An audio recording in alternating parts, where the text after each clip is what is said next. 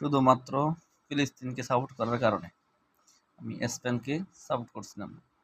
না হয় আমি কাউকে সাপোর্ট করি না, এই খেলা দেখিও না। সাপোর্ট করি শুধু মুসলিম কান্ট্রিগুলো দেখে দেখি, না হয় আর সাপোর্ট করি না।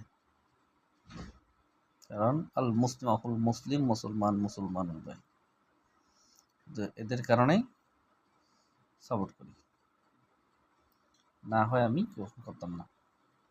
ধন্যবাদ, সাপোর্ট করছি, সফলতা পেয়েছি।